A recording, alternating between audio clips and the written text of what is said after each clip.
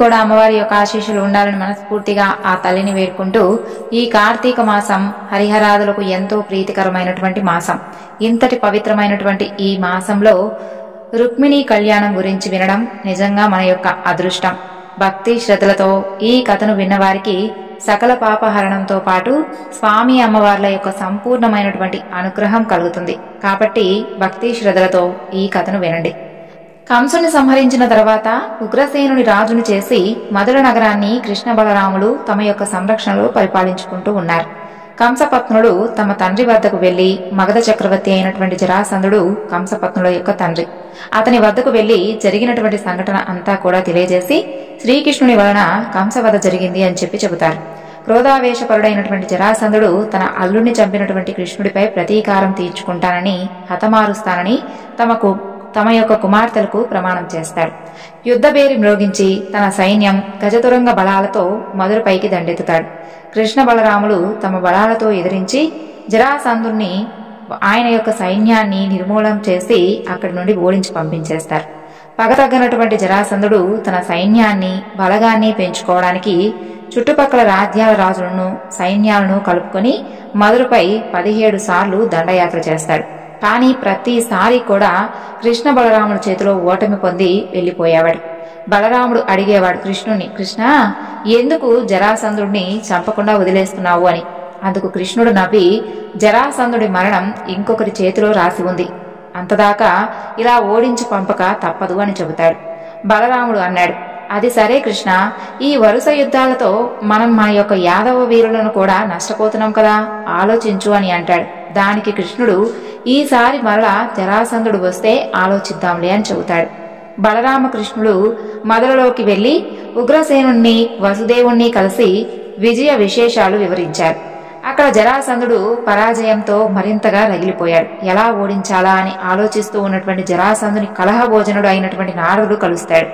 జరాసంధ, నీ వలన ఒంటరిగా కృష్ణుడితో పోరాటం అవదు.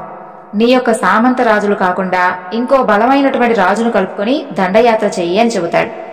ఎవరున్నారు నారదా, అంతటి బలవంతుడు అని జరాసంధుడు అడుగుతాడు. నారదుడు అన్నాడు, యవన చక్రవర్తి కాలయవనుడు మహాబలవంతుడు, 3 లక్షల బలవంతులైనటువంటి యవన సైన్యం ఉంది. అతనికి కూడా కృష్ణుడంటే పడదు. కానీ నారదా, అతనెవరో నాకు తెలియదు కదా అని జరాసంధుడు ప్రశ్న వేశాడు. అందుకు నారదుడు, నేను వెళ్లి అతనిని ఒప్పిస్తాను.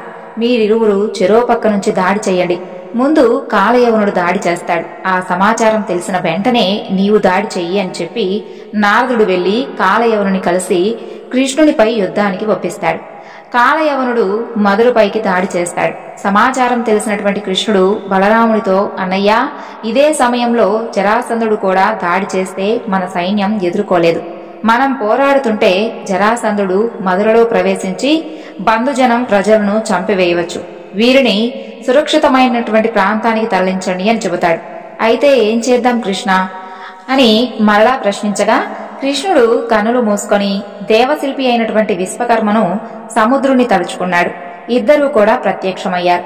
సముద్రుణ్ణి సముద్ర మధ్యలో భూమికి దూరంగా 12 యోజనాల పర్వత ప్రదేశం నగర నిర్మాణానికి ఇమ్మని అడుగుతాడు.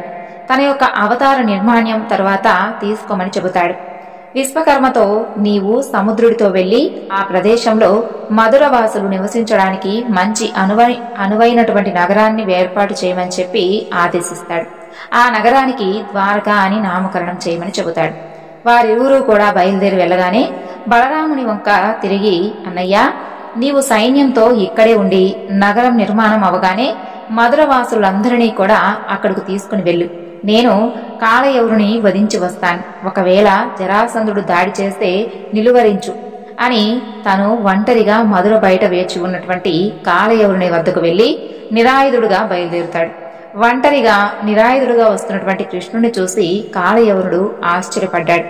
నారదుడు ఇతని గురించి చాలా గొప్పగా చెప్పాడే, జాగ్రత్తగా ఉండమని కూడా చెప్పాడే, ఇతనేమో ఆయుధాలు, రథము, సైన్యం ఏమీ లేకుండా వస్తున్నాడు అని ఆలోచనలు ఇలా ఉండగానే కృష్ణుడు ఎదురుగా వచ్చి నిలుచొని ఇలా అన్నాడు, కాలయవన, అనవసరమైనటువంటి రక్తపాతం ఎందుకు? నీవు నాతో వచ్చి ద్వంద్వ యుద్ధం చెయ్యి, గెలువు అని చెప్పగా సరేనని కాలయవనుడు తన ఉన్నటువంటి తనతో వచ్చినటువంటి ఆయుధాలు అన్నీ కూడా వదిలిపెట్టి రథం దిగి కృష్ణుడు వైపు రాసాగాడు. దగ్గరకు వచ్చేదాకా చూసి కృష్ణుడు సేనలకు దూరంగా పరిగెత్తసాగాడు. హఠాత్తు పరిణామానికి కోపం చెంది కాలయవనుడు కృష్ణుని వెనుక పరిగెత్తసాగాడు. అలా సేనలకు దూరంగా పరిగెత్తించి కొన్ని కోసల దూరం ఉన్నటువంటి పర్వత గుహలోకి కృష్ణుడు వెళ్ళాడు. అతని వెంట కాలయవనుడు ఆ గుహలోకి ప్రవేశించాడు. లోపల వెళ్లిన తర్వాత కాలయవనుడికి కృష్ణుడు కనిపించలేదు. మరింత గుహలోపలకు పోయి వెతుకుతూ ఉన్నటువంటి అతనికి సుధరాను రాతిపై పరుండి ఉన్నటువంటి ఒక వ్యక్తి మసక కాంతిలో కనిపిస్తాడు. తన నుంచి భయపడి కృష్ణుడు ఇక్కడ ఉన్నాడని చెప్పి అనుకుంటాడు కాలయవనుడు. దగ్గరకు వెళ్లి చూస్తాడు.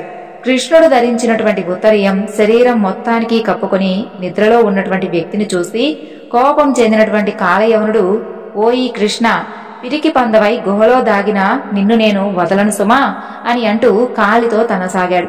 కాలి దెబ్బలు తిన్నటువంటి ఆ మనిషి రాతిపై నుండి నిలబడ్డాడు. ఉత్తరయ్యం తొలగిన తర్వాత ఆ వ్యక్తిని చూశాడు. అతను కృష్ణుడు కాదు, ఎవరో ముసలి వ్యక్తి. యుగాలుగా ఆ గుహలో నిద్రిస్తున్నట్లుగా ఉంది. కాలయవనుడు తత్తరపడ్డాడు. ఎవరో మహారుషి యోగ నిద్రను భంగం చేశానే అని చెప్పి అనుకుంటూ ఉంటూ భయపడిపోతాడు. ఆ వ్యక్తి తనను కాలితో తన్ని కింద పడవేసి నిద్రాభంగం కావించిన వారు ఎవరా అని చెప్పి కోపంతో కన్నులు తెరిచి కాలయవనుని వంక తీక్షణంగా చూస్తాడు. అంతే, యుగాలుగా నిద్రాణమైనటువంటి యోగశక్తి భయంకరమైనటువంటి అగ్నిజ్వాలలుగా కంటి నుండి వెలువడి క్షణంలో కాలయవనుని కాల్చి భస్మం చేసేశాయి. అతను ఎవరో కాదు, ఇక్ష్వాకు వంశస్థుడైనటువంటి మాంధాత చక్రవర్తి కుమారుడు ముచికుందుడు. తండ్రి యొక్క ఆజ్ఞతో దేవతలను చాలా కాలం అమరలోకంలో రాక్షసుల నుండి రక్షించి కాపాడాడు. రాక్షస భయం తొలగిన తరువాత తిరిగి రాజ్యానికి బయలుదేరినటువంటి ముచుకుందునికి దేవతలు, ముచుకుందా, నీవు వచ్చి చాలా కాలం అయిపోయింది, నీ వారందరూ కూడా చనిపోయారు, నీకక్కడ ఎవరూ కూడా లేరు కదా అని చెబుతారు. అప్పుడు ముచుకుందుడు అంటాడు, అయితే నాకు మోక్షాన్ని ప్రసాదించండి అని అడుగుతాడు. అందుకు దేవతలు, మోక్షం ప్రసాదించేటటువంటి ఆ దేవదేవునికే ఉంది. అమరలోకం చాలా కాలం ఉండడం వలన నీ యొక్క ఆయుర్దాయం ఇంకా ముగించుకోలేదు అని అంటారు. అందుకు ముచికుందుడు అంటాడు, అయితే ఆ దేవదేవుడు నాకు మోక్షం ప్రసాదించే వరకు నాకు దీర్ఘయోగ నిద్ర కావాలి అని చెప్పి అడుగుతాడు. నా నిద్రకు ఎవరైనా భంగం కలిగిస్తే వారిని నా చూపుతో దహించి భస్మం చేసేటటువంటి వరాన్ని ఇవ్వండి అని అడుగుతాడు. ఇంకా అప్పటి నుండి కూడా ఆ గుహలో యోగ నిద్రలో ఉంటాడు. భంగం కలిగించినటువంటి కాలయవనుడు నశించిపోయాడు. కృష్ణుడు ముచికుందునికి శ్రీ మహావిష్ణువు రూపంలో దర్శనమిస్తాడు. పులకించినటువంటి ముచికుందుడు తనకు మోక్షాన్ని ప్రసాదించమని కోరుకుంటాడు. అందుకు కృష్ణుడు, ఇంకా నీ కర్మ పరిపక్వం కాలేదు, బదరికాశ్రమం వెళ్లి తపస్సు చేయమని చెబుతాడు. ఇక చిరకాలంలో మోక్ష ప్రాప్తి కలుగుతుంది అని కూడా చెబుతాడు. నమస్కరించి ముచికుందుడు ప్రయాణమయ్యాడు బదరికాశ్రమానికి. కృష్ణుడు మధుర తిరిగి వెళుతూ దారిలో ఉన్నటువంటి యవన సైన్యానికి కాలయవనుడు చనిపోయాడు అని చెప్పి తిరిగి వెళ్లమనడంతో వారు కూడా వెనక్కి వెళ్లిపోతారు. మధురకు చేరినటువంటి కృష్ణుడు బలరామునితో కలిసి జరిగినటువంటి సంగతి తెలిపి అందరినీ తీసుకుని ద్వారకా వైపు బయలుదేరి వెళ్తారు. మరోవైపు నుండి మధురలోకి సైన్యంతో ప్రవేశించినటువంటి జరాసంధునికి ఎవ్వరూ కూడా కనిపించరన్నమాట. నగరమంతా కూడా నిర్మానుష్యంగా ఉంటుంది. వేగుల ద్వారా కాలయవనుని యొక్క మరణ వార్త బలరామకృష్ణుడితో సహా మధురవాసులందరూ కూడా ద్వారకా వైపు ప్రయాణం అయ్యారని చెప్పి సంగతి కూడా తెలుస్తుంది. ఇక వారిని వెంబడించి హతమార్చుదామని చెప్పి ముందుకు సేనతో ప్రయాణమవుతాడు. కొన్ని యోజనాల దూరం వెళ్లినటువంటి జరాసంధునికి ప్రవర్షణాగిరిని ఎక్కుతున్నటువంటి బలరామకృష్ణుడు మధుర జనం దూరం నుండి కనిపిస్తారు. బహుయోజనాలు ఉన్నటువంటి ఆ పర్వత శిఖరం దాటి వారిని ఎదిరించడం సాధ్యం కాదని జరాసంధుడు దట్టమైనటువంటి అటవీ సంపద కలిగినటువంటి పర్వతానికి నిప్పు పెట్టి కాల్చేయమని చెప్పి ఆదేశిస్తాడు. ఆ కార్చిచ్చులో అందరూ కూడా కాలి నశించిపోతారు అని చెప్పి ఆనందపడతాడు. కాని బలరామకృష్ణుడు కార్చిచ్చు తమ వైపు వచ్చేలాగా దాటి ద్వారకా నగరానికి చేరుకుంటారు. విషయం తెలిసినటువంటి జరాసంధుడు నిరాశ చెందుతాడు. సముద్ర మధ్యలో ఉన్నటువంటి ద్వారకపై దండయాత్ర చేయలేమని చెప్పి చింతపడుతూ ఉంటాడు. చింత దూరం చేయడానికి మరలా నారదుడు వచ్చి జరాసంధుని కలుస్తాడు. మహాబలవంతుడైనటువంటి కాలయవనుని మరణం, దుర్భేద్యమైనటువంటి ద్వారకా నివాసంతో కృష్ణుని హతమార్చలేవు అని చెప్పి బాధపడుతున్నటువంటి జరాసంధునికి ఇలా సలహా ఇస్తాడు. చేదిరాజైనటువంటి శిశుపాలుడు కృష్ణునికి దీటైన వాడని, అలాగే జన్మ వైరం ఉందని అతనితో చెలిమి పెంచుకోమని, అందుకుగాను తన యొక్క సామంత రాజైనటువంటి విదర్భరాజు రుక్మి చెల్లెలు రుక్మిణిని ఇచ్చి వివాహం జరిపించమని కోరుకోమని చెబుతాడు. రుక్మిణి వివాహం ఎందుకు అని చెప్పి ప్రశ్నిస్తాడు జరాసంధుడు. బదులుగా నారదుడు రుక్మిణి కృష్ణుడంటే ఇష్టపడుతుంది అని, కాని రుక్మిణిని ఇచ్చి కృష్ణుడికి పెళ్లి చేయడం ఇష్టం లేదని, పైగా శిశుపాలుడు కూడా కృష్ణునిపై ద్వేషంతో ఉన్నాడని చెప్పి చెబుతాడు. ఇంకా సంతోషించినటువంటి జరాసంధుడు నారదునికి ధన్యవాదాలు చెబుతాడు. నారదుడు, నేను విదర్భకు వెళ్లి రుక్మిణిని నీ వద్దకు పంపిస్తాను, నీవు ఈలోగా శిశుపాలుడితో మాట్లాడమని పయనమవుతాడు. శిశుపాలుడు కథ గురించి తెలుసుకుందాం. చేదిరాజైనటువంటి శిశుపాలుడు అతని సోదరుడు దంతవ్రక్తుడు వసుదేవుని చెల్లెలు కుమారుడు. పుట్టుకతోనే శిశుపాలుడు కురూపిగా పుడతాడు. బాధపడినటువంటి తల్లి అతనిని వ్యాస మహర్షి దగ్గరకు తీసుకుని వెళుతుంది. ఆయన ఆ బాలుని చూసి తల్లితో చెబుతాడు, ఇతను ఒక మహా వ్యక్తి చేతి స్పర్శతో అందగాడిగా మారతాడు, కానీ అతని చేతిలోనే ఇతని మరణం కూడా రాసి ఉంది. ఆ మహానుభావునితో విరోధం తెచ్చుకోకుండా కాస్త జాగ్రత్తగా ఉండమని చెప్తాడు. అయితే శిశుపాలుడు దంతవ్రక్తుడు తల్లితో కలిసి మేనమామైనటువంటి వసుదేవుడి ఇంటికి వస్తారు. అక్కడ నీలమేఘశ్యాముడైనటువంటి కృష్ణుని చూసి కురూపి అయినటువంటి శిశుపాలుడు ఈర్ష్యా ద్వేషం పెంచుకుంటాడు. ఆటలతో కృష్ణుడి చేతి స్పర్శ తగిలి శిశుపాలుడు కురూపి నుండి అందగాడుగా మారిపోతాడు. కృష్ణుని చేతులు తోసేస్తూ శిశుపాలుడు అక్కడి నుండి వెళ్లిపోతాడు. అది చూసినటువంటి శిశుపాలుడి తల్లి కృష్ణుడి వద్దకు వచ్చి పుత్రభిక్ష పెట్టమని కాపాడమని ప్రాధేయపడుతుంది. ఇక కృష్ణుడు ఆమెతో, అత్తవు అర్థిస్తున్నావు కాబట్టి నేను 100 తప్పుల వరకు నీ కుమారుణ్ణి క్షమిస్తానత్త, నీ కొడుకు 100 తప్పులు చేయకుండా చూసుకోవడేటటువంటి బాధ్యత మాత్రం నీదే అని చెబుతాడు.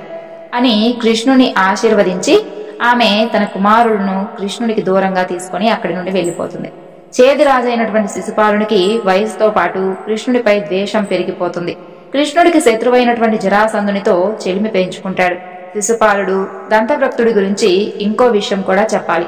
సనక సనందనాథులు వైకుంఠంలో శ్రీ మహావిష్ణువు యొక్క ద్వారపాలకునైనటువంటి జయా విజయలు ఇచ్చినటువంటి శాప ఫలితంగా 3 జన్మలు విష్ణువు యొక్క శత్రువులుగా జన్మించి ఆయనచే హతమవుతారు.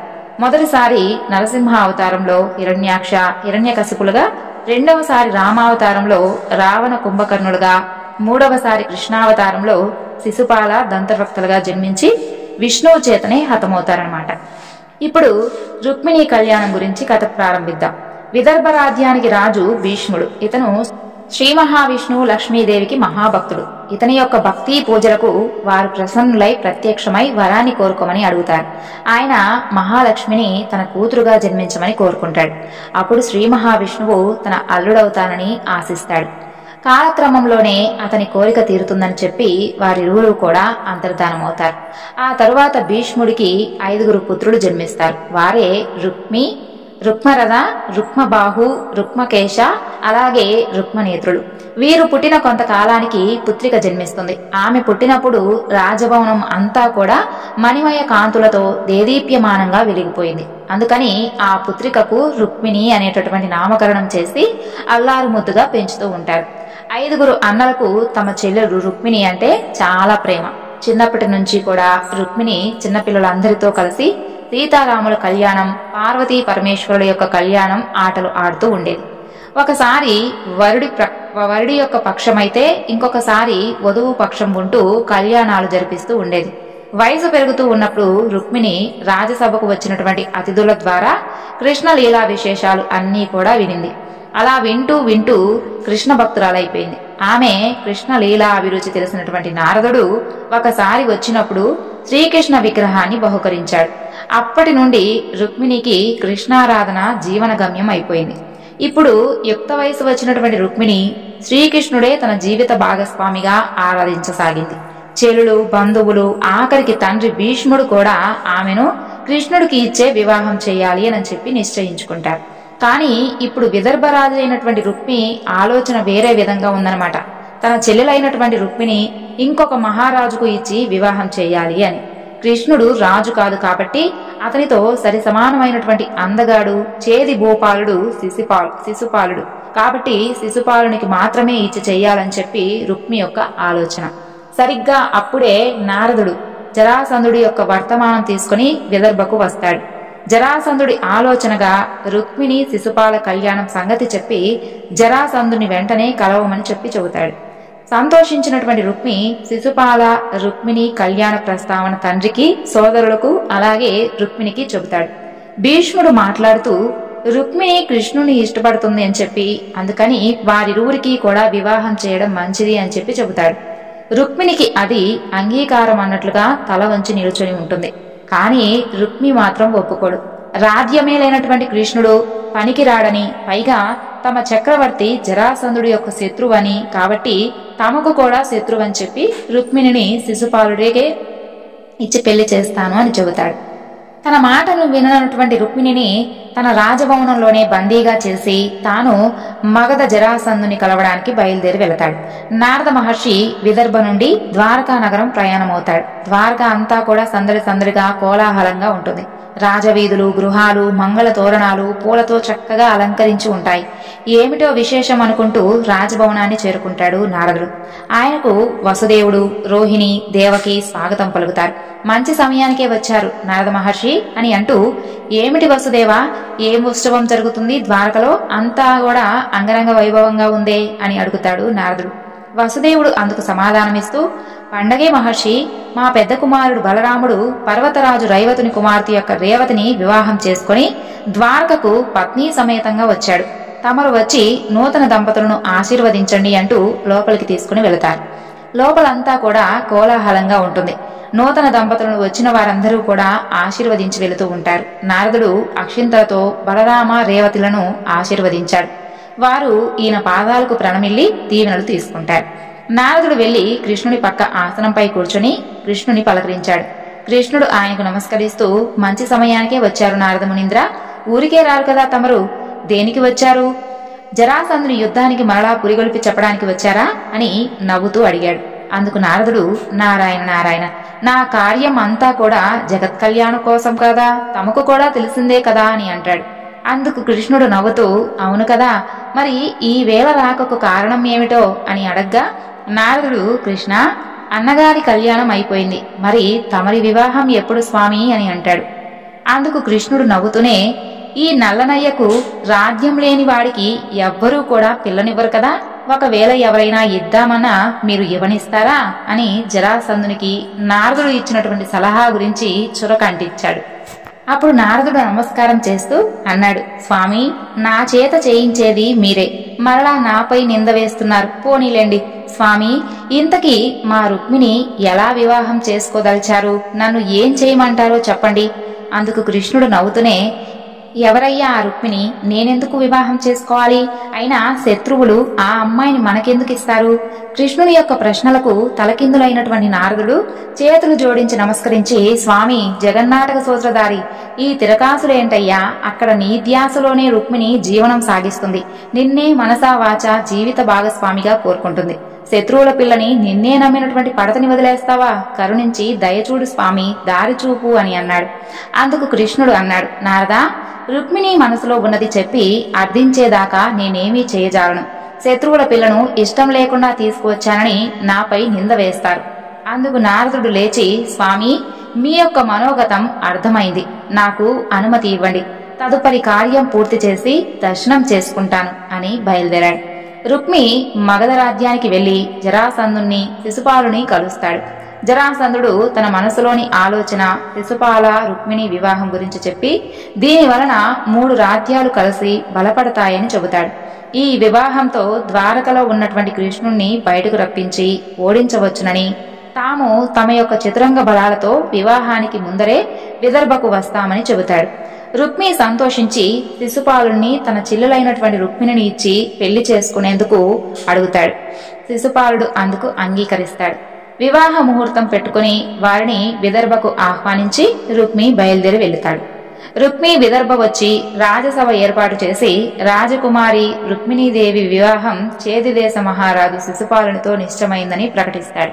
ముహూర్తానికి 3 రోజుల ముందర జరాసంధ చక్రవర్తి శిశుపాలునితో కలిసి బంధుమిత్ర సపరివార సమేతంగా విదర్భకు విచ్చేస్తారని, అందుకు తగినటువంటి ఏర్పాట్లు చేయమని ఆదేశిస్తాడు.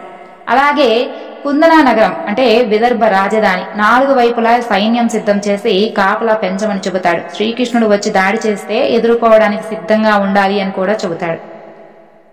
రుక్మిణి మందిరానికి వెళ్లి ఆమెతో శిశుపాలునితోనే వివాహం నిశ్చయం చేశానని అతనినే ముహూర్తానికి చేసుకోవాలని చెబుతాడు. ఇక అక్కడే ఉన్నటువంటి కృష్ణుడి విగ్రహం తీసి బయటకు విసిరేస్తాడు. అదే సమయంలో రాజభవనం వైపు వస్తున్న నారదుడు చేతిలోకి ఆ విగ్రహం పడుతుంది.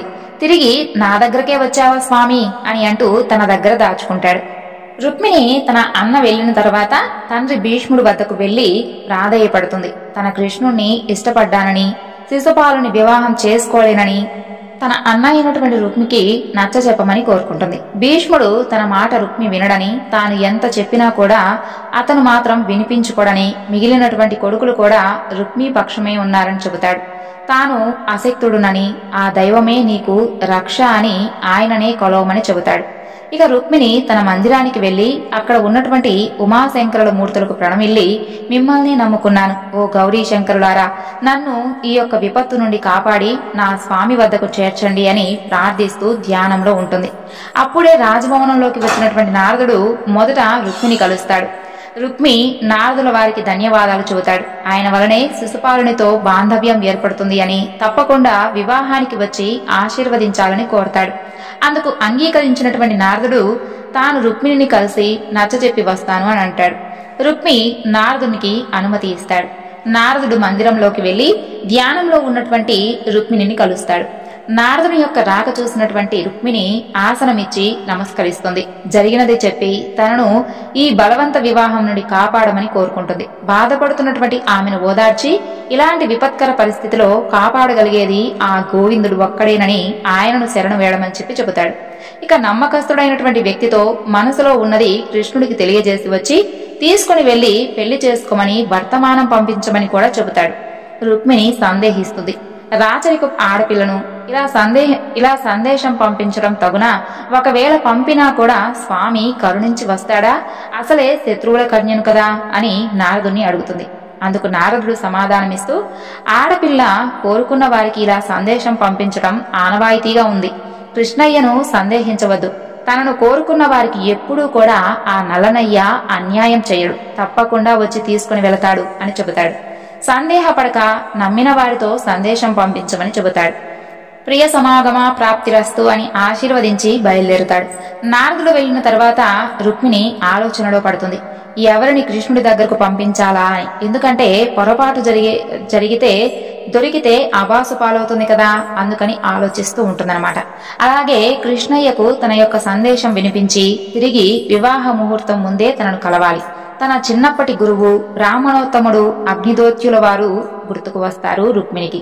చెలికత్తె ద్వారా వెంటనే నగరం అవతల ఉన్నటువంటి కులదేవత గౌరీ అమ్మవారి ఆలయంలో కలవమని వర్తమానం పంపిస్తుంది.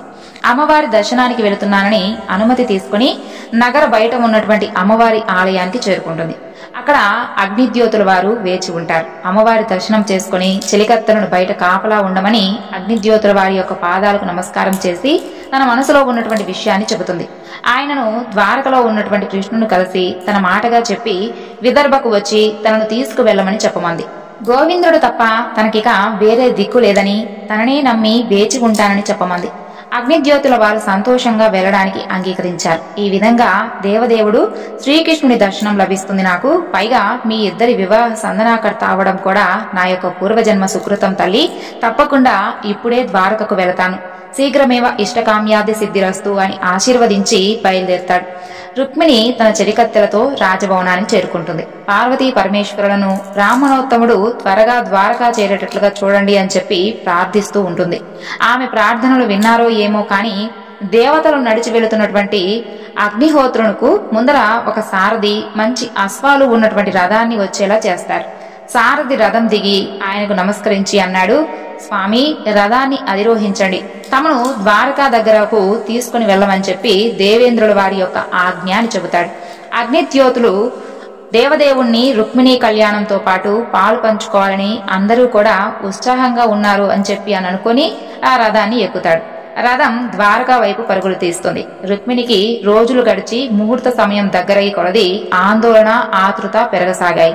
ఆ బ్రాహ్మణోత్తముడు అసలు వెళ్లారో లేదో, లేకుంటే అలసిపోయి మార్గ మధ్యంలో ఏమైనా విశ్రాంతి తీసుకున్నారా, లేదా కృష్ణుని కలిశారా, విన్నటువంటి కృష్ణుడు తప్పుగా అనుకున్నాడా, ఆ గౌరీదేవి దయ వలన ఇది నాకు ఏదో ఒక విషయం తెలిస్తే బాగుండు. అసలు అమ్మవారి దయ నా పైన ఉందా లేదా, నా తలరాత ఏ విధంగా ఉందో అని చింతిస్తూ ఎక్కువగా ఆలోచిస్తూ ఉంది. ఇక్కడ అగ్నిద్యోతిని యొక్క ద్వారకా ముందర సముద్ర తీరాన వదిలేసి రథసాదరి వెళ్లిపోతాడు. అగ్నిదోత్యుడు, సముద్రుడా, నేను రుక్మిణీదేవి అత్యవసర సందేశం శ్రీకృష్ణుల వారికి తీసుకుని వచ్చాను. ద్వారకకు దారి విడువయ్యా అని చేతులు జోడించి ప్రార్థిస్తాడు. ఆయన ప్రార్థన విన్నట్లు ఉన్నాడు సముద్రుడు. నీటిని పక్కకు తొలగించి ద్వారకకు దారిచ్చాడు. అక్కడ ఉన్నటువంటి ద్వారపాలకులకు తాను కృష్ణుని కలవడానికి చాలా దూరం నుండి వచ్చానని, తన పేరు అగ్నిదోత్యుడు అని, విదర్భ రాజకుమారి రుక్మిణీదేవి సందేశం తీసుకుని వచ్చానని, అత్యవసరంగా కృష్ణుని కలవాలని చెబుతాడు. వారు ఆయనకు వేచి ఉండమని చెప్పి తాము వెళ్లి కృష్ణుడికి తెలియజేశారు. కృష్ణుడు ఆయనను సాదరంగా తన దగ్గరకు తీసుకుని రమ్మని చెప్పి చెబుతాడు. ద్వారపాలకులు అగ్నిద్యోతనుని సాదరంగా రాజమందిరంలోకి తీసుకుని వెళతారు. అక్కడ బలరామకృష్ణుడు, వసుదేవుడు, సాత్యకి, అక్రూరుడు ఆసీనులై ఉంటారు. శ్రీకృష్ణ దర్శనం అయిన తర్వాత అగ్నిద్యోతనుడు ఆ నీలమేఘ శ్యాముని యొక్క రూపం చూసి భక్తి పారవస్యంలో తన్మయుడవుతాడు. ఎన్ని జన్మల పుణ్యఫలమో స్వామి, దేవదేవుడి అయినటువంటి నీ దర్శనం నాకు లభించింది అని కన్నుల నిండా ఆనంద బాష్పాలతో చేతులు జోడించి నమస్కరిస్తాడు. కృష్ణుడు తన యొక్క ఆసనం నుండి లేచి అగ్నిద్యోతనుని దగ్గరకు వచ్చి అతను దగ్గరకు తీసుకుని వెళ్లి తన కూర్చున్నటువంటి ఆసనంపై కూర్చునబెట్టి ఇలా అంటాడు. రామణోత్తమ, ఎవరు మీరు? ఏ రాజ్యం వారు? ఇంత దూరం ప్రయాణం చేసి నా కోసం ఎందుకు వచ్చారు? ఏ సహాయం కోరి నా చెంతకు వచ్చారు? నిస్సంకోచంగా చెప్పండి. మీ సేవకై నేను తత్పరుడై ఉన్నాను అని అనగా, గోవర్ధన గిరిదారి, నా నామధేయం అగ్నిద్యోతనుడు. నేను విదర్భవాసిని. రాజధాని కుండినా నగరం నా నివాసం. రాజకుమారి రుక్మిణీదేవికి విద్యోపాసన చేసినటువంటి ఉపాధ్యాయుడను. మా రుక్మిణి సందేశం తీసుకుని మీకు విన్నవించాలని ఆమె యొక్క అభ్యర్థనపై మీ సన్నిధికి వచ్చాను. దేవదేవా, మీ యొక్క అనుమతి అయితే సందేశం వినిపించగలను అని కృష్ణుడి వంక చూశాడు. కృష్ణుడు అగ్నిద్యోతనునితో, అగ్నిద్యోతన, మీరు రుక్మిణి సందేశం చెప్పండి, ఎటువంటి సందేహం అవసరం లేదు అని చెప్తాడు. అగ్నిద్యోతనుడు ఆసనం నుండి లేచి కృష్ణుడి వంక తిరిగి చేతులు జోడిస్తూ, స్వామి, మా యొక్క ఇందువదన రుక్మిణి విన్నపం ఆలకించండి. స్వామి కృష్ణ, నీ గుణములు విన్నంత మాత్రమున శరీర బాధలు తొలగిపోవును. నీ దర్శనంచే మోక్షం లభించును. నీ యొక్క నామస్మరణచే సంసార దుఃఖం మాసిపోవును. అలాంటి నీ లీలలు విని నీ కోసం మనసు అర్పించాను. మహాలక్ష్మి విష్ణువును కోరినట్లు నిన్ను నేను కోరుకున్నాను. ఓ పురుషోత్తమ, సింహం సొత్తును నక్క కొరుక్కున్నట్లు నీ దాననైనటువంటి నన్ను శిశుపాలుడు నీ యొక్క వీరత్వం తెలియక నన్ను కోరుకుంటున్నాడు. నీ మీద శత్రుత్వంతో జరాసంధుడు మా అన్న రుక్మి నన్ను శిశుపాలునికిచ్చి పెళ్లి నిశ్చయించారు. నేను పూర్వజన్మలలో చేసినటువంటి వ్రతఫలం వలన ఈ జన్మలో ఉమాశంకరులకు నిష్ఠగా పూజ చేసి ప్రీతిగా చేసినటువంటి కొన్ని పూజల వలన నీవే నా పతి కావాలని నేను కోరుకున్నాను. అందుకే పంకజనాభా, నీ యొక్క పాద పద్మములకు ప్రణమిల్లి అర్థిస్తున్నాను. నీవు నీ యొక్క చతురంగ బలములతో వచ్చి శిశుపాల జరాసంధులను జయించి నీ వెంట తీసుకుని వెళ్ళు. నన్ను మా అన్న బందీగా చేశాడు. నీవు అంతఃపురంలోకి తీసుకువెళ్లడానికి వస్తే నిన్ను నీ బంధువులను చంపడానికి ఏర్పాట్లు కూడా చేశాడు. కాబట్టి నేను వివాహానికి ముందు మా ఆచారం ప్రకారం నగరం బయట ఉన్నటువంటి గౌరీదేవి ఆలయానికి వస్తాను. నీవు నన్ను అక్కడి నుండి తీసుకుని వెళ్ళవచ్చు. నీవు నన్ను నీ యొక్క యోగ్యురాలుగా తలవని ఎడల 100 జన్మలైనను నిన్నే తలుస్తూ ప్రాణాలు వదిలేస్తాను. ఎందుకంటే ప్రాణేశ, నీ యొక్క మధుర భాషణం విననటువంటి ఈ చెవులెందుకు? పురుషోత్తమ, నీకు అర్పితం కానటువంటి ఈ శరీర సౌందర్యం ఎందుకు? భువనమోహన, నిన్ను చూడలేనటువంటి ఈ కన్నులు ఎందుకు? ప్రియతమా, నీ యొక్క అదరామృత రుచి పొందినటువంటి ఈ జిహ్వ ఎందుకు? కమలనయన, నీ యొక్క వనమాలికా వాసన గ్రహించినటువంటి ఈ నాసిక ఎందుకు? ధన్యచరిత, నీకు సేవ చేయలేనటువంటి ఎన్ని జన్మలైనటువంటి నాకెందుకు స్వామి? శీఘ్రమే నా మొరను ఆలకించి నన్ను కరుణించు. 1000 కనులతో నీ రాకకై ఎదురు చూస్తూ ఉన్నటువంటి నీ ప్రాణసఖి రుక్మిణి అని అగ్నిద్యోతనుడు తన యొక్క సందేశాన్ని వినిపించి లోకోత్తర సౌందర్యాన్ని చక్కగా వర్ణించాడు. చివరికి కృష్ణయ్య, నీకు తగినది మా రుక్మిణి అయ్యా, మా రుక్మిణికి తగినవాడువు నీవేనయ్యా. ఇది మా యొక్క ఉపాధ్యాయుల వాక్కు. మీ ఇద్దరికీ కూడా పెళ్లి తథ్యం. బ్రహ్మవాక్కు, బ్రాహ్మణవాక్కు అని వినతి ముగించాడు. విన్నటువంటి కృష్ణుడు సంతోషంతో అగ్నిద్యోతనుని ఆలింగనం చేసుకుని అన్నాడు, పండితోత్తమ, నీ మాటలు నాకు ఆనందం కలిగించాయి. నాకును రుక్మిణి అయి ఉన్నటువంటి అనురాగం ఎంతో ఉంది. నేను విదర్భకు తప్పకుండా వస్తాను. భీష్మపురిలోకి వచ్చి బ్రహ్మాదులు అడ్డం వచ్చినా సరే ఎదిరించి మరీ రుక్మిణిని తీసుకుని వచ్చి పెళ్లి చేసుకుంటాను. అగ్నిద్యోతన, రుక్మిణిని నిశ్చితంగా ఉండమని చెప్పండి. వివాహ ముహూర్తం ముందే ఆమె చెప్పిన విధంగా గౌరీదేవి ఆలయం వద్దకు వచ్చి తీసుకుని వెళతానని కూడా చెప్పండి అని చెబుతాడు. సంతోషించినటువంటి అగ్నిద్యోతనుడు అందరికీ నమస్కరించి శ్రీకృష్ణుడి అనుమతి తీసుకుని విదర్భకు ప్రయాణమవుతాడు. అగ్నిద్యోతుడు వెళ్లిన తర్వాత కృష్ణుడు బలరామ, సాత్యకి, అక్రూరుడు మరియు వసుదేవుడితో సమావేశం అయ్యాడు. విదర్భకు ఎలా ఎప్పుడు వెళ్ళాలి అని. అందరూ కూడా కృష్ణుడికి తోడుగా సైన్యంతో వస్తామని అన్నారు. కానీ కృష్ణుడు మాత్రం ఒప్పుకోలేదు. చతురంగ బలాలతో వెళితే శత్రువులకు తెలిసిపోతుంది, ముందు జాగ్రత్త పడతారు. తాను ఒక్కడే బయలుదేరి సరిగ్గా ముహూర్తానికి కొన్ని గంటల ముందు రుక్మిణి చెప్పిన విధంగా గౌరీదేవి ఆలయం దగ్గరకు వెళ్లి తీసుకుని వస్తానని, సైన్యంతో వారు తరువాత బయలుదేరి దారిలో సహాయం చేయడానికి వేచి ఉండమని చెప్తాడు. అందరూ అందుకు అంగీకరిస్తారు. అగ్నిద్యోతనుడు ద్వారకా బయటకు వచ్చి సముద్రం దాటి రాగానే ఆయన కోసం రథం వేచి ఉంది. ఆయన ఎక్కగానే విదర్భ వైపు పరుగులు తీసింది. అక్కడ విదర్భలో వేచి చూస్తున్నటువంటి రుక్మిణికి ఆందోళన ఎక్కువైంది. వివాహ ముహూర్తం రోజుల్లోకి వచ్చింది, వర్తమానమేమో ఇంకా రాలేదు. దిగులుతో ఆహారం, నిద్ర మానేసింది రుక్మిణీదేవి. ఇక ఆభూషణాలు, అలంకారాలు అన్నీ కూడా మానివేసింది. గౌరీ శంకరుల ధ్యానంలోనే పగలు రాత్రి గడపసాగింది. చెలికత్తెలు ఆమెను పలకరించాలన్నా కూడా, కదిలించాలన్నా కూడా భయపడిపోయారు. రాజకుటుంబ సభ్యులకు ఈ సంగతి చెప్పాలా వద్దా అన్నటువంటి అనుమానంలో పడ్డారు. కాలం ఎవరి కోసం ఆగదు కదా. 3 రోజుల లోపలికి వివాహం వచ్చేసింది. జరాసంధుడు శిశుపాలునితో కలిసి బంధుమిత్ర పరివార సమేతంగా చతురంగ బలాలను తీసుకుని వచ్చారు. కుణిలా నగరం చుట్టూ కూడా భద్రత పెంచి సైన్యంతో కట్టుదిట్టం చేశారు. శత్రువు సైన్యం బయలుదేరగానే వర్తమానం చేరే విధంగా వేగవంతమైనటువంటి వ్యవస్థను ఏర్పాటు చేశారు. తన మందిరంలో గౌరీ శంకరుల ధ్యానంలో ఉన్నటువంటి రుక్మిణికి చెలికత్త శుభవార్త తీసుకువచ్చింది. అగ్నిద్యోతనుడు వచ్చి గౌరీ మందిరంలో వేచి ఉన్నారని పరుగున అలంకరించుకుని రుక్మిణి చెలికత్తెలతో గౌరీ ఆలయానికి బయలుదేరి వెళ్ళింది. అగ్నిద్యోతనుడు తన వైపు పరుగున వస్తున్నటువంటి రుక్మిణి వంక చూశాడు. ఆందోళన, ఉత్సాహం, సందేహం, ఆశ అన్ని కలపోసుకొని ఆమె యొక్క ముఖార విందంలో కనిపించాయి. అగ్నిద్యోతనుకి పాదాభివందనం చేసి తల వంచి నుంచునుంది. ఆయన చిరునవ్వుతో ఆప్యాయంగా చూసి ఇష్టకామ్యాభి సిద్ధిరస్తు రుక్మిణి అని స్వామి గౌరీ ఆలయానికి ముహూర్తానికి ముందుగా వచ్చి నిన్ను తీసుకుని వెళతారు, శీఘ్రమేవ కళ్యాణమస్తు అని దీవించారు. అమావాస్య చంద్రబింబంలా ఉన్నటువంటి రుక్మిణి ముఖార విందం పూర్ణచంద్ర వదనంలా మారిపోయింది. ఆహారం, నిద్ర కరువైనటువంటి ఆమె యొక్క శరీరం 1000 వెలుగులతో శక్తిభరితంగా మారిపోయింది. ఆయనకు నమస్కరించి, గురువర్య, బ్రాహ్మణోత్తమ, మీ యొక్క మధుర వచనంతో నాలో జీవం నింపారు అని అంటుంది. లోపలకు పరుగున వెళ్లి గౌరీదేవికి, తల్లి, నా మొర ఆలకించి నా కృష్ణుని నాకు ప్రసాదించబోతున్నావా అని తల వంచి ప్రణమిల్లింది. ఇంకొకసారి అగ్నిద్యోతనునికి నమస్కరించి రాజమందిరానికి వెళ్లిపోయింది. సంతోషంగా ఉన్నటువంటి రుక్మిణిని చెలికత్తెలు ఆభరణాలతో, పట్టు వస్త్రాలతో సుందరంగా అలంకరించారు. చాలా రోజుల తర్వాత భోజనం చేసింది. ఆనందంగా ఉన్నటువంటి రుక్మిణిని చూసి తల్లిదండ్రులు, రుక్మిణి, మిగిలినటువంటి అన్నలు సంతోషపడ్డారు. కృష్ణుని మర్చిపోయి శిశుపాలుని చేసుకోవడానికి సిద్ధమైంది అని చెప్పి అందరూ అనుకుంటారు. పెళ్లి సంబరాలలో కుండినా నగరం మునిగిపోయింది. జరాసంధుడు, రుక్మి, శిశుపాలునికి ద్వారకా నుండి సైన్యంతో కృష్ణుడు బయలుదేరినట్లుగా ఏమీ సమాచారం రాలేదు. అర్థం కాకపోయినా కృష్ణుడు మాయోపాయాలు చేస్తాడు, అందుకని తాము మరింత జాగ్రత్తగా ఉండాలని రుక్మిణి మందిరం చుట్టూ కూడా భద్రత పెంచారు. తామే పహారా కాయాలి అని చెప్పి స్వయంగా అనుకుంటారు. ఏ సంఘటన జరగకుండానే పెళ్లి రోజు వచ్చేసింది. జరాసంధుడు, శిశుపాలుడు, రుక్మితో అందరూ కూడా కళ్యాణ వేదిక చేరుకున్నారు. నారదుడు కూడా అక్కడికి చేరుకున్నాడు. శిశుపాలుని పెళ్లి కుమారుని చేసేటటువంటి కార్యక్రమం మొదలైంది. రుక్మిణి మందిరంలో ఆమెను అలంకరిస్తూ ఉన్నారు. రుక్మిణి మనసులో అనుకుంటూ ఉంది, లగ్నం దగ్గరకు వచ్చేసింది, ఇంకా గోవిందుడు వస్తున్నట్లు సమాచారం కూడా లేదు. బ్రాహ్మణోత్తముడు చెప్పిన విధంగా వచ్చి నన్ను తీసుకుని వెళతాడా అని సందేహిస్తూ ఉంది.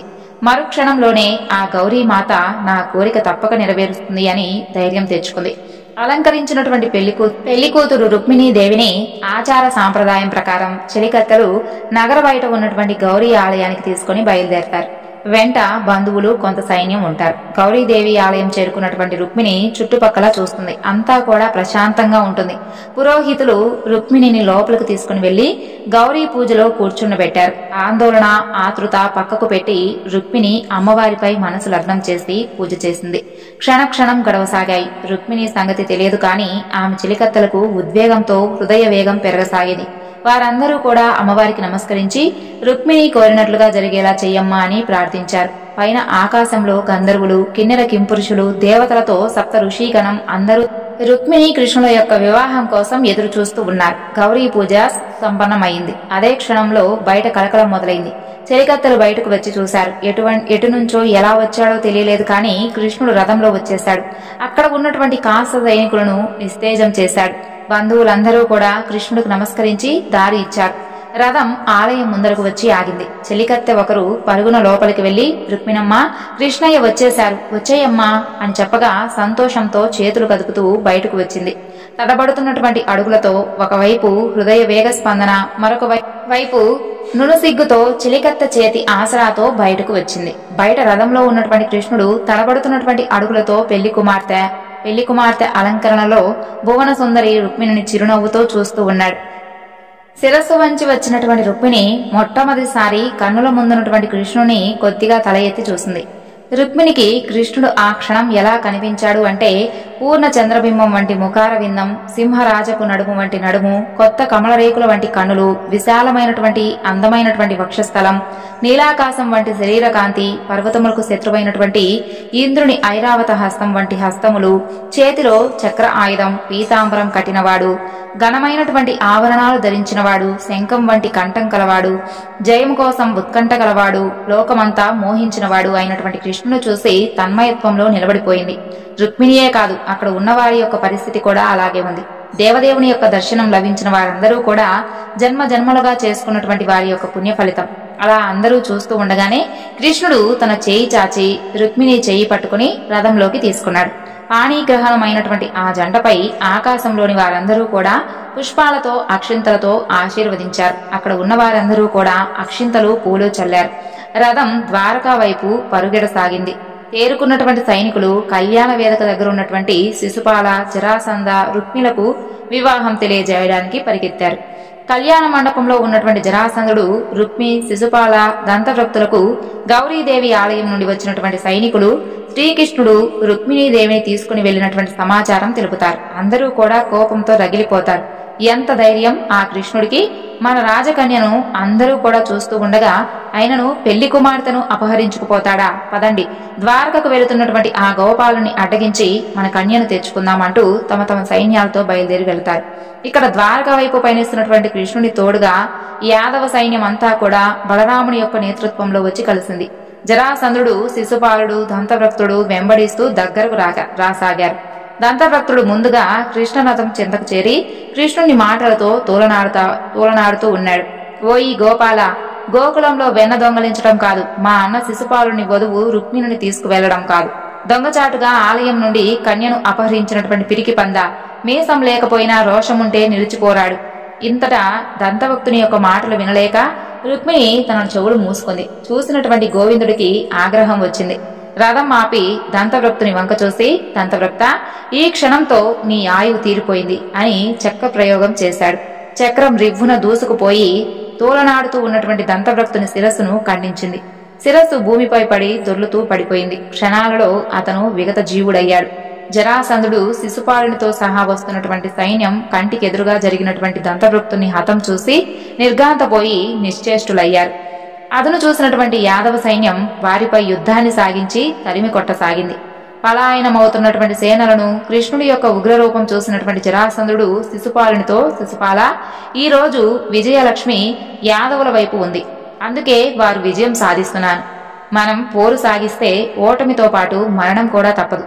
అనువు కాని సమయంలో తగ్గటం యుద్ధనీతి. భార్య లేదని చింతవలదు, బ్రతికి ఉంటే ఇంకొక భార్య కూడా దొరుకుతుంది కదా అని సముదాయించి సేనలను వెనుకకు మరలించుదామని చెప్పి ఆదేశిస్తాడు. అది చూసి యాదవ సైన్యం జయ జయకారాలు చేశారు. వెనుక తిరిగినటువంటి వెళుతూ ఉన్నటువంటి జరాసంధుడు, శిశుపాలుడు, వారి సైన్యం చూసినటువంటి రుక్మికి అర్థం కాకపోయినా తన సైన్యంతో ముందుకు సాగాడు. దంతభక్తుని యొక్క విగత తత్వాన్ని, విగత శరీరాన్ని చూసిన తర్వాత అప్పుడు అర్థమైంది. అయినా కూడా మొండి ధైర్యంతో కృష్ణుని వెంబడించసాగాడు. రుక్మిణి కృష్ణుడి యొక్క దరిదాపులకు రాగానే కృష్ణుని నిందించసాగాడు. కృష్ణ, మా సరివాడువా లేక నీవేమైనా గొప్పవాడివా? ఏది నీ వంశం? ఎక్కడ జన్మించావు? ఎక్కడ పెరిగావు? ఏది నడవడి? ఎవరికి తెలుసు? సిగ్గులేనివాడువు, మర్యాదలు తెలియవు, మాయోపాయంతో గాని నిజరూపంతో శత్రువును జయించలేనివాడువు, వాసుదేవుడవు కావు, వావి వరుసలు లేవు. నీ అత్త కొడుకు శిశుపాలునికే కాబోయే భార్య అటువంటి నీకు సోదరి వరుస అవుతుంది కదా, ఎలా అపహరిస్తావు? మా రుక్మిణిని ఇచ్చేయి, లేదా నీ గర్వభంగం అయ్యేటట్లుగా యుద్ధంలో ఓడిస్తాను అన్నటువంటి పరుష వచనాలకు రుక్మిణికి దుఃఖంతో కన్నీరు రాసాగింది. అది చూసినటువంటి కృష్ణుడు ఉగ్ర నరసింహుడయ్యాడు. విల్లు తీసుకుని బాణాలు సంధించి రుక్మి రథసారథిని అశ్వాలను పడగొట్టాడు. రథాన్ని ముక్కలు చేశాడు. కింద పడ్డటువంటి రుక్మి వైపు రథం దిగి కత్తి తీసుకుని దూసుకు వెళ్లాడు. అది చూసినటువంటి బలరాముడు కూడా రథం దిగి, కృష్ణ వద్దు, చంపవద్దు, సంయమనం పాటించు, రుక్మిణి సోదరుడు, గుర్తించుకో అని అన్నాడు. ఎక్కడి నుండి చూస్తున్నాడో నారదుడు కూడా శాంతపరచడానికి వచ్చాడు. రుక్మిణి కూడా రథం దిగి రుక్మి దగ్గర ఉన్నటువంటి కృష్ణుని పాదాలకు తాకి, మధుసూదన, మా అన్న చేసినటువంటి తప్పును క్షమించి ప్రాణభిక్ష పెట్టండి, మా తల్లిదండ్రులకు పుత్రశోకం కలిగించకండి అని చెప్పి ప్రాధేయపడుతుంది. ఇక కృష్ణుడు తన సహజమైనటువంటి మందహాస రూపంలోకి వచ్చి రుక్మి వంక చూసి, బావా, చూశావా, నీవు కాదనుకున్నా నీ చెల్లెలు నీ ప్రాణాలను రక్షించింది. అయినా బావైనటువంటి నీకు సత్కారం చేయకుండా ఇతరులు చూసి ఇలాంటి నిందారోహణ చేయకుండా ఉండడానికి నీకు నేనే తగినటువంటి సత్కారం చేస్తాను అని కత్తితో సగం మీసం సగం తల జుట్టు తీసేశాడు. అది చూసినటువంటి నారదుడు అన్నాడు, తల శిరోజాలు మీసం తీయడం తలదీయడం కన్నా కూడా పెద్ద శిక్ష, సత్కారం కాదు అని చెప్పగా బలరాముడు మాత్రం కృష్ణుణ్ణి మందలించాడు. రుక్మిణి ద్వారా బంధువైనటువంటి రుక్మి ఇలా చేయడం తగదని చెప్పాడు. రుక్మిణి వంక చూసి, తల్లి, ఇలాంటివి మనసులో ఉంచుకొని కృష్ణుణ్ణి ద్వేషించవద్దు, ఇలాంటి చేష్టలు కృష్ణుడు ఇంకా మానలేదు అని అన్నాడు. రుక్మిణి కృష్ణుని వంక చూసి నమస్కరించింది. కృష్ణుడు చిరునవ్వుతో దగ్గరకు తీసుకున్నాడు. అందరూ కూడా రథాలు అధిరోహించి ద్వారకకు ప్రయాణమయ్యారు. బలరాముడు ద్వారకకు రుక్మిణి కృష్ణుడు యొక్క ఆగమనం గురించి ముందు వర్తమానం పంపించాడు. వేగుల ద్వారా ద్వారకను సుందరంగా అలంకరించమని, కృష్ణుడు కళ్యాణానికి ఏర్పాట్లు చేయమని, ప్రజలందరినీ కూడా ఆహ్వానించమని చెప్తాడు. రుక్మిణి తల్లిదండ్రులను విదర్భ నుంచి, అలాగే కురు ఇతర సామ్రాజ్య రాజులందరినీ కూడా ఆహ్వానించమని చెప్పి వర్తమానాన్ని పంపిస్తారు. కృష్ణుడిచే పరాభవించబడినటువంటి రుక్మి తాను జరిగినటువంటి అవమానానికి ప్రతీకారం తీర్చుకునేందుకు విదర్భలో అడుగు పెట్టనని సైన్యాన్ని వెనక్కు పంపి తాను మగధ రాజ్యానికి ప్రయాణమవుతాడు. ద్వారక అంతా కూడా సర్వాంగ సుందరంగా ముస్తాబై ఉంటుంది.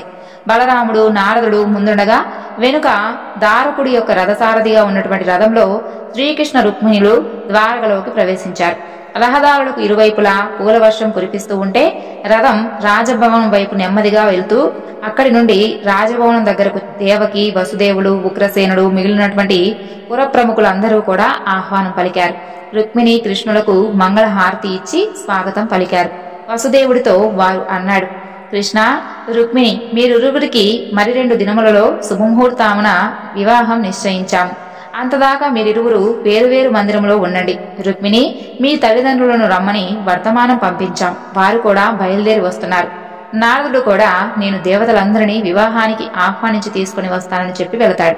2 రోజుల్లో ద్వారకను సర్వాంగ సుందరంగా అలంకరించారు. కళ్యాణ మండపం మామిడి తోరణాలతో, రకరకాల పూలమాలలు, పుష్పాలతో అలంకరించారు. అరటి చెట్లు మొదలైనటువంటి వాటితో స్వాగత ద్వారాలు ఏర్పాట్లయ్యాయి. వైకుంఠమే భూమికి దిగి వచ్చినట్లుగా ఉంది. భూరాజులతో పాటు సమస్త దేవత, యక్ష, గంధర్వ, కింపురుషులందరూ కూడా మానవ రూపాలలో ద్వారకకు విచ్చేశారు. దేవగురువు బృహస్పతితో సప్త ఋషులు ఋత్వికులయ్యారు. కృష్ణ రుక్మిణి యొక్క వివాహానికి శాస్త్రోక్తంగా రుక్మిణి కృష్ణులను మంగళ స్నానాలు చేయించి పెళ్లి కుమారుడు, పెళ్లి కుమార్తెగా అలంకరించారు. విదర్భ నుండి రుక్మిణి తల్లిదండ్రులను దేవరథంలో ఇంద్ర రథసారథి తీసుకుని వచ్చారు. సకల దేశాల రాజులు, బ్రహ్మ మహేశ్వర దంపతులతో దేవతలందరూ కూడా కళ్యాణ మందిరంలో ఆసీనులై ఆ యొక్క పుణ్య ముహూర్తం కోసం ఎదురు చూస్తూ ఉన్నారు. కృష్ణుడు స్నాతకం చేసుకుని కళ్యాణ మండపంలో కూర్చున్నాడు. నారదుడు స్వయంగా పెళ్లి కార్యక్రమాన్ని పర్యవేక్షిస్తూ ఉన్నాడు. మానవావతారంలో దేవదేవుని యొక్క పెళ్లి అని అందరూ కూడా కమనీయ ఘట్టాన్ని కనుల ద్వారా తమ యొక్క హృదయాల్లో భద్రపరుచుకుంటూ ఉన్నారు. రుక్మిణి గౌరీ పూజ సుసంపన్నమై ముహూర్తం సమీపించడంలో ఆమెను మానవ రూపాలలో ఉన్నటువంటి దేవతలు బంధువులుగా కళ్యాణ పల్లకిలో తీసుకుని వచ్చారు. ఇద్దరి మధ్య అడ్డుతెర, ఆ పక్క నుండి భీష్మ దంపతులు రుక్మిణి హస్తాలు కృష్ణయ్య హస్తాలతో ఉంచి శాస్త్రోక్తంగా కన్యాదానం చేశారు.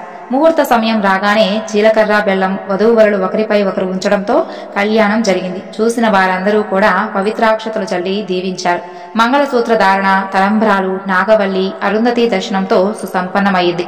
జగన్నాథుడి యొక్క కళ్యాణం చూసి తరించిన వారందరూ కూడా అదంతా కూడా తమ తమ పూర్వజన్మ పుణ్యమని తిరుగు ప్రయాణమయ్యారు. నారదుడు స్వస్తి వాక్యం పలుకుతూ రుక్మిణీ కళ్యాణం చూసిన వారు, వినిన వారు, అలాగే చదివిన వారు తరిస్తారని, ఏ ఇంట రుక్మిణీ కళ్యాణం చదివితే ఆ ఇంట పెళ్లి కాని పిల్లలకు పెళ్లిళ్లు అవుతాయని పలికాడు. సర్వం శ్రీ లలితార్పణమస్తు. స్వస్తి.